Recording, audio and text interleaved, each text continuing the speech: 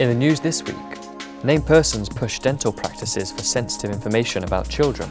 A Hollywood film prompts an outcry over its assisted suicide plotline. And a mother defies blackmail to share her abortion story.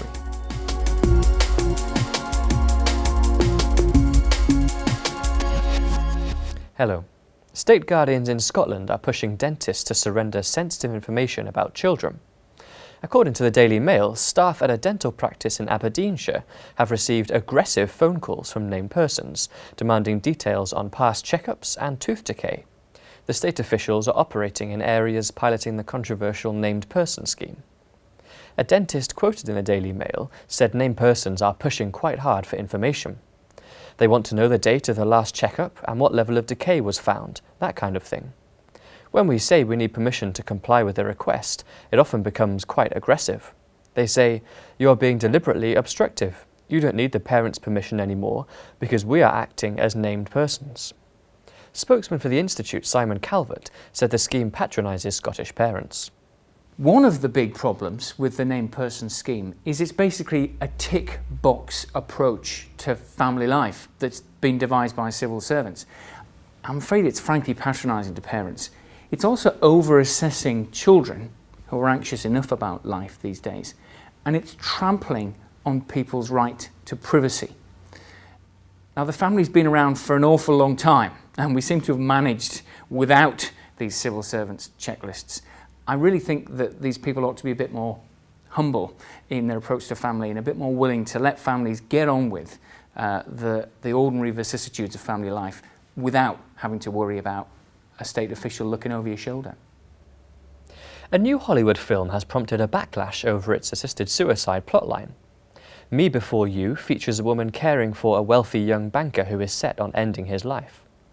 Despite the couple falling in love, he goes abroad for an assisted suicide at the end of the film.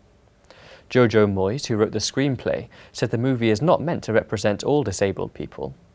But anti-assisted suicide group Not Dead Yet protested at a red carpet screening of the film, saying the movie was demeaning. Actress and presenter Liz Carr, who took part in the protest, said, "Our lives and those of our loved ones are not mired in tragedy as depicted in this film." Other users on social media criticised the film's #LiveBoldly, saying they were able to live fulfilling lives rather than go to the suicide facility, Dignitas. The Minister for Women and Equalities has praised Lloyds Banking Group for offering its employees sex change surgery as part of its new healthcare scheme.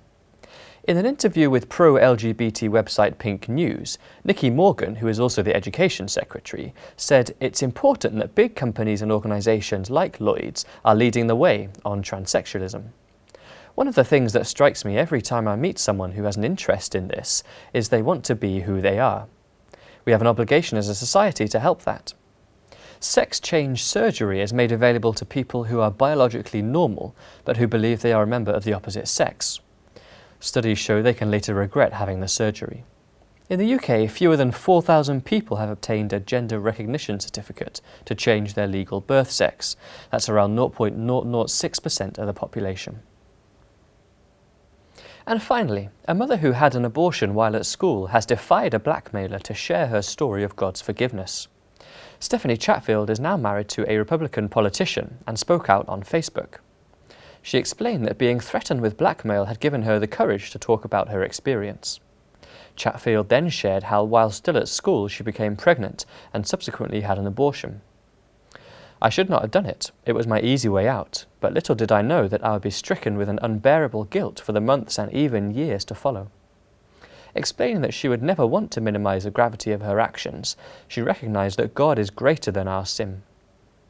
Offering encouragement to others, she said, "To those who've had abortions and might be battling with guilt, there's forgiveness in Christ, there's a life to be lived." Well, that's all for this week.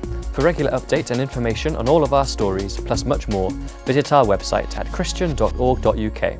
Until next time, goodbye.